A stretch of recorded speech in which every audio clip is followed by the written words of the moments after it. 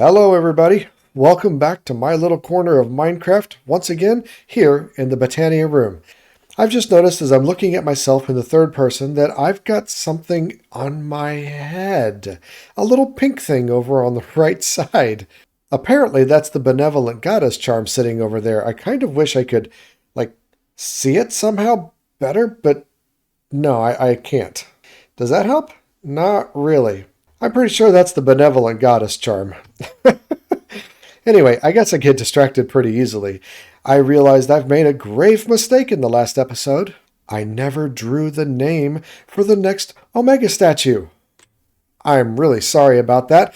I just get a little laser focused, Talk about automation and farms and, blah, blah, blah. I just get going over and over and over again. So let's go take care of that first and foremost right away. Now, I don't get a lot of comments from people on the videos, and for those of you that do, let me tell you, I really appreciate it. It really helps to know that there are people out there, that we're not just broadcasting into a void somewhere. So thank you so much. Thank you so much. I really, really appreciate it. And while some people are indeed leaving comments after they've already had a statue named after them, in order for it to be as fair as possible, I'm not re-entering anybody's name back into the dropper of fate. So the chances of getting your name drawn are getting better and better as the weeks go by. So let's see who we get from the dropper of fate this week. That is Nilesh. Now, Nilesh has made several comments actually, and I do greatly appreciate, many of which are technical advice and suggestions for how to do things to make things better in the game. So again, thank you so much. I've got a lot to learn in this game, and I really appreciate any suggestions that anybody gives, honestly. Now the real question is that a Minecraft name? It looks like it is. All right. I do hope that's the right skin. Thank you so much for your comments, and I really appreciate everyone participating in this fun game that we have. And we're getting really close to the next Omega statue. So maybe presumptuously, maybe a little preemptively, I'll say, leave a comment down below, and whatever the next Omega statue is, we'll get into another drawing to get that statue named after you, and it'll go right here in the spot. Now that that's done, let's get back to some Botania. I have been a little busy in between episodes. I feel like I say that every week, but it's true. I've been down here just grinding away, making mana, and I've also been playing around with many of the other flowers that Botania can make. And as far as mana goes, this may not look like very much, but I've been able to rig up a system where I've got a bunch more mana down here, down below. I've gone through probably 1,500 coal blocks to do this. That's a lot of feeding the endoflames. Now this kind of setup is what I've seen called a mana battery. And it's done by using augments on these sparks, these glowy bits sitting here above the mana pools. In the last episode, I had sparks set up in order to bring mana to the TERRA amalgamation plate. But these sparks take it a step further. Do you see the little red rune glowing in and around with the spark? Well, that's the augmentation. And there are different kinds of augmentations that do different things. This one right here up front has a dominant augmentation, and that will draw mana from any other mana pools nearby that have no other augmentation, which is these 9 pools down here will be fed into this pool first and foremost. These other 3 pools have a recessive augmentation. They will try to push mana into any other pools that don't have an augmentation. And so any of the mana going into these 3 pools gets pushed into these 9 pools down below, which then gets pushed into this one pool. And this pool is what provides the mana for the augmentation plate and my runic altar. And speaking of augmentation plate, I've made quite a few TERRA steel ingots along the way as well. And I need one more to make the TERRA Shatterer. I feel like I should be more excited about this, but I'm not really excited about it. That's because I know it's just the start of a very long process. But we'll get into that more later on. The endoflame isn't the only kind of flower that can produce mana. No, there's actually quite a few. One of which is right here, the Kekamuras. Now, if you look at the flower, it kind of looks like something from Minecraft. It kind of looks like a cake. And as the name implies, it eats cake. So, putting a cake down here, we see that it starts eating, and here comes the mana spreader, shooting mana into the mana pool.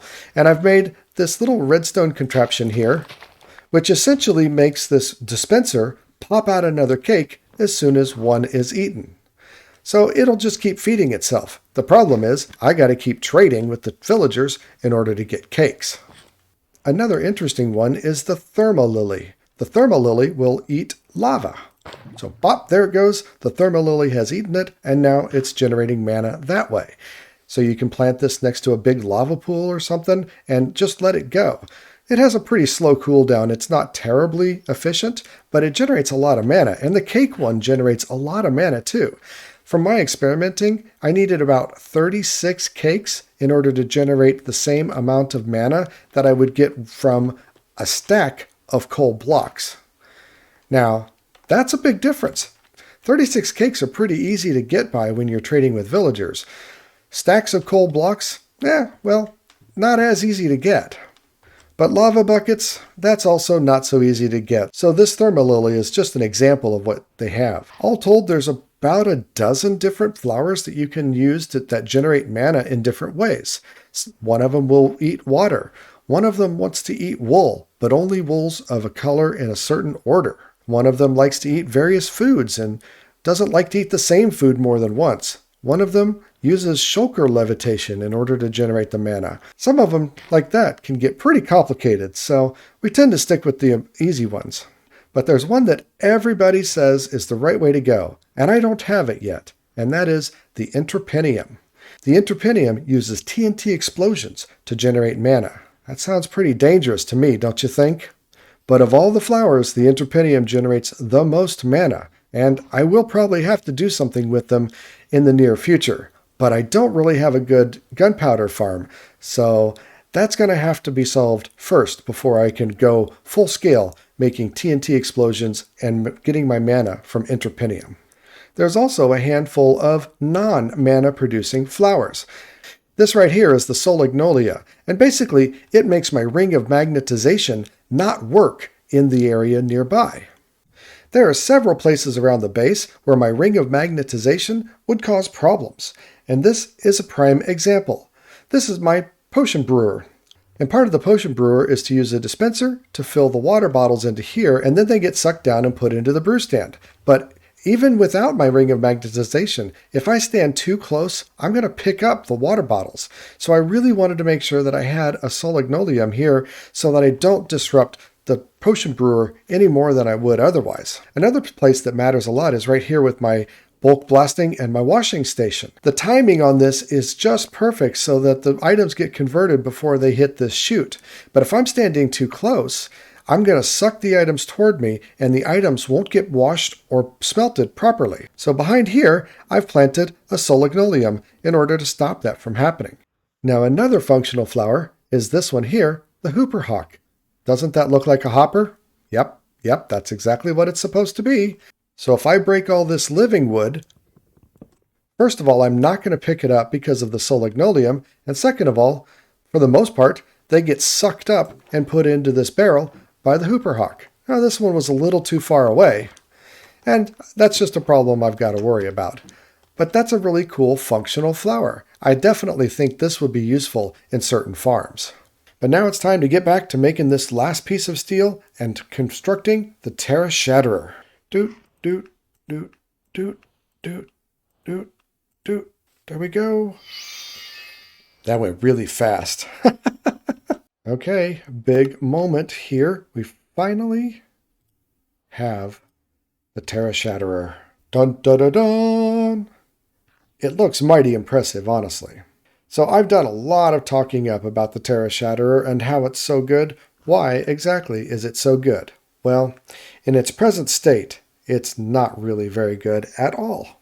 In a nutshell, the TERRA SHATTERER is a pickaxe, but instead of durability, it uses mana. So as long as you've got enough mana, you can just keep mining. This is really useful, especially in big rooms where you've got a lot of mining to do. But if we look at the JEI, there are several TERRA SHATTERERs, and the difference is this rank. So you start off with a D rank TERRA SHATTERER, then you can upgrade to a C, B, A, S, and finally SS tier of the ranks. And what happens as you upgrade? Well, first of all, it takes a lot of mana to upgrade, but the TERRA Shatterer gets better and better. Initially, the TERRA Shatterer just mines one block, just like a normal pickaxe. But once it's fully upgraded, it can mine a 9x9 square of blocks. And boy, that makes mining through things go really, really fast.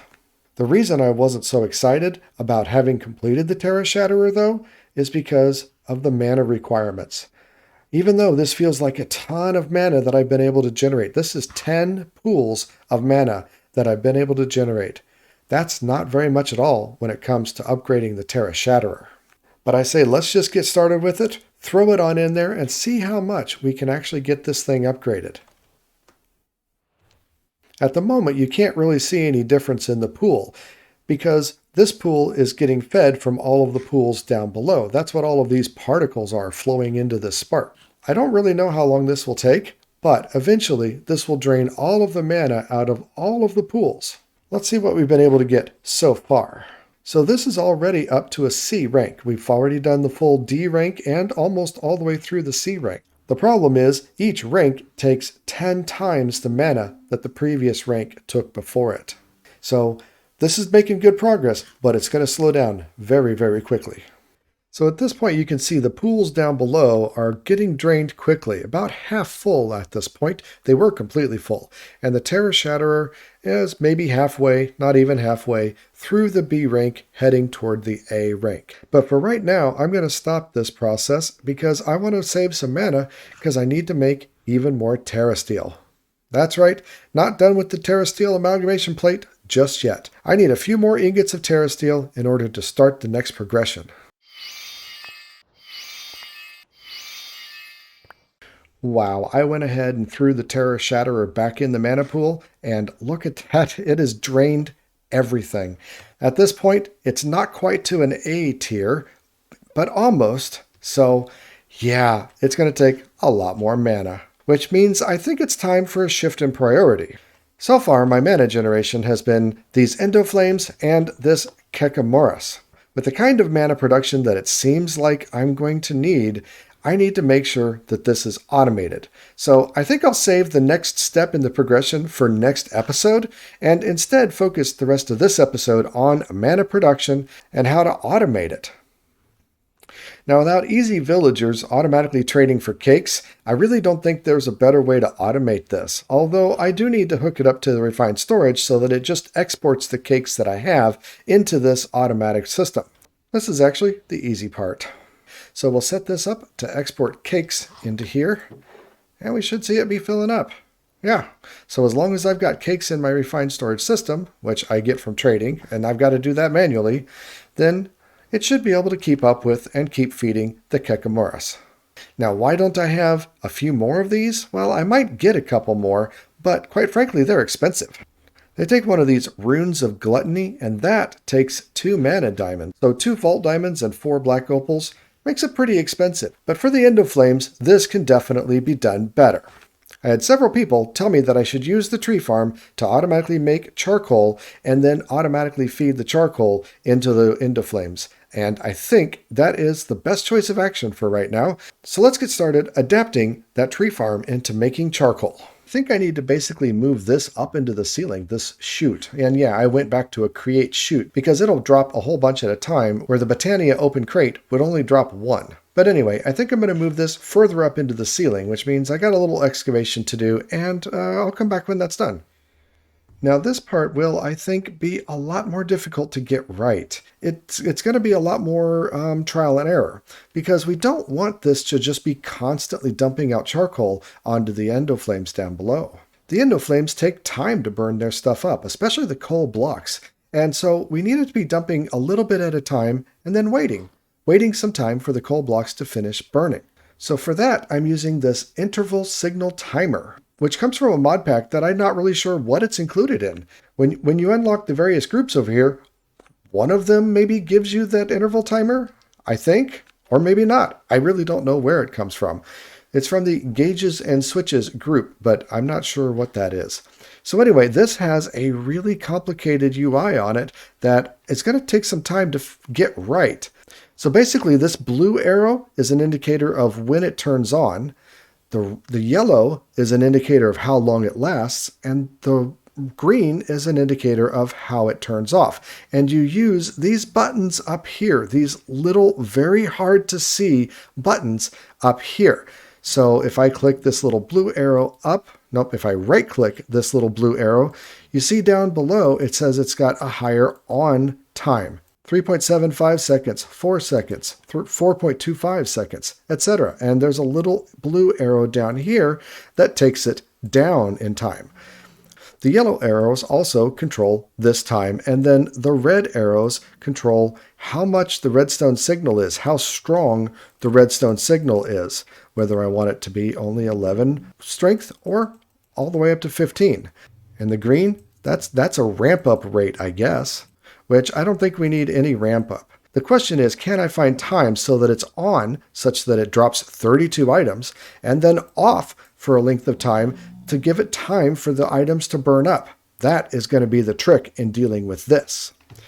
As usual, though, the exporter here just gets turned on to redstone enabled, and that should make it be controlled by this thing. This one block basically replaces the entire etho hopper clock configuration, which is like 10 or 12 blocks all told. So I really like this block, but it's going to take a lot of finagling and a lot of time to make sure that it's working okay. So I think I've got the numbers figured out. Right now the chute isn't hooked up to this barrel, so it's just putting coal into the barrel.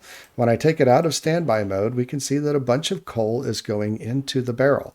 And it looks like this is consistently putting 31 blocks of coal in there. And the numbers that I have to use are 14 seconds of being on. Now, the Botania wiki says the endoflames will burn for half of the time that it burns in a furnace. In this case, that's 400 seconds. So this either gives me 420 seconds or 450 seconds.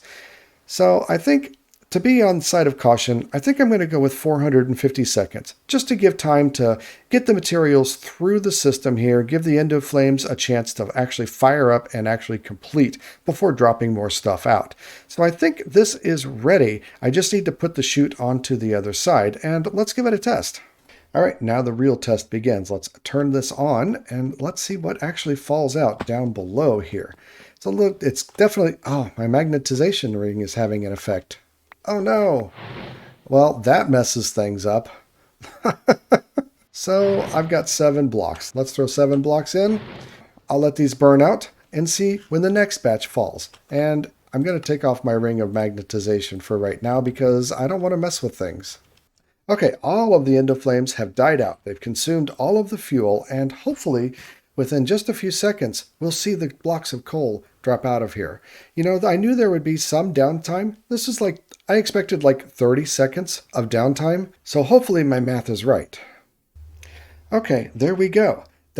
That's a little bit of inefficiency with that delay, but it's not that bad at all.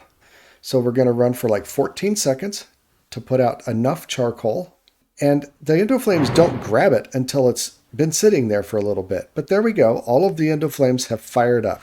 So this seems to be working out pretty well. I could maybe set the timer down to 420 seconds instead of 450, and maybe that would work just fine. I'll experiment with that a little bit later on, I think. But for now, I'm happy. Now, I am aware of a system kind of like this that uses a pressure plate to turn around and fire a dropper up above it whenever the endoflames consume the item on the pressure plate. And so this is being simulated by this hooper hawk that's picking up the stone that's being dropped out. It's as if the endoflames are grabbing a block of charcoal and consuming it. And so this will continue to cycle and drop out a block of charcoal at a time. This doesn't work well for using blocks, however, because the burn time on these is like 6 2/3 minutes, which is more than the 5-minute despawn time that would happen here if you were dropping out blocks. The burn time on them is much shorter if you're dropping out individual coal items or charcoal items, but charcoal blocks is a little bit more efficient. A system like this would lead to wastage of the charcoal blocks actually despawning here on the pressure plate before the endoflames can consume them. But besides all that, I wanted to showcase this little block with the interval timer. So, because this was something that I didn't know existed for a long time. Again, I don't know whether this is unlocked by default or if one of the mods that I've already unlocked actually unlocked this as well. But nevertheless, this is a really cool little block, and I wanted to showcase it. But given the issues that we saw just a few moments ago, I think we need to plant another solignolium up here in order to help prevent that happening anymore. And I've already got one right here, but I do think that it needs to be moved a little further out so that it helps to protect the coal that's falling around over here too. So the next thing to work on down the line is to actually be able to make sure that I can make the coal blocks. And I'm turning once again to the automatic packaging system from Create. So we'll update the filter to only allow charcoal blocks out, and then update the exporter to put charcoal in. And I've already got a pretty good supply of charcoal, so this should start working immediately and building up all of those charcoal blocks. Now I'm going to take a quick detour here as I'm running around trying to do all this building. I'm getting a little tired of always having to run back to a crafting grid every time I need something else. Refined Storage does offer a wireless solution, and I really believe it's time to start that in the form of a wireless grid or a wireless crafting grid. Now obviously this takes the crafting grid, which I have already right here in my wall, so that big expense is already done. So honestly, I should be able to make this without much of a problem. You also need one of these wireless transmitters. So I've already done all of the crafting to actually make the wireless transmitter. So now I just need to take this guy out and use a regular old traditional crafting table to craft up this wireless crafting grid, which is actually a curio and can be stored on any of these curio spots. So I could actually put it in my head slot because I'm not using that for anything else right now. But it takes power. So that means we need to go back to the power room and charge it up. I've never had to do this before, but this thermo generator has a slot right here where you can put an item and get it charged up. And wow, that was super fast. So all right, this is all charged up. Now it's time to place this wireless transmitter somewhere, which might as well be right here. Why not? And then if I take this and right click the wireless transmitter, it should link it up. Oh, it said network not found. Oh no, I've disconnected my hard drives. Gonna have to move that up too, I guess. Yeah, I just right click this now, and anywhere I go, I've got a crafting grid. Anywhere I go within range. And that's where this little antenna comes in play. It's got only 16 blocks of range, but it does have some upgrade slots. So now I need to make some range extender upgrades. And now I have 4 range upgrades. What do we get? 48 blocks. I'm not really impressed. But the upside is that I can go 48 blocks away, place another one of these towers down, and continue to expand the range. And I've already got a pretty good network of cables running all over the base, so that shouldn't be that much of an issue. But for the time being, just being able to use a wireless crafting grid right here as I'm running around in the base, I'm liking that a lot. I don't quite think it's enough to get all the way out here to the tree farm, however. No, not quite within range. Well, one problem at a time. And one last really nice thing about it is there's a keybind for it. It defaults to Control G. So just hitting Control G anywhere in range, and I've got my wireless crafting grid all set up. I think I'm probably going to change that. Control G is not one that I would think to use. And just in case you're wondering, no, this doesn't work in the vaults. The last step is going to be to actually hook the tree farm up to the rest of the refined storage system. I didn't want to actually hook up all of this to the rest of the refined storage system because I really don't know of a good way to protect against overflows. Or at least I really didn't want to mess with trying to protect against overflowing the system for the time being, because this could definitely overflow the system. It's been producing an insane amount of wood, which is good because I need the charcoal, but it still could be too much. Nevertheless, I need to tap into this right here so that I can actually cook all of the logs that pop off the end here that don't get picked up and start turning them into charcoal.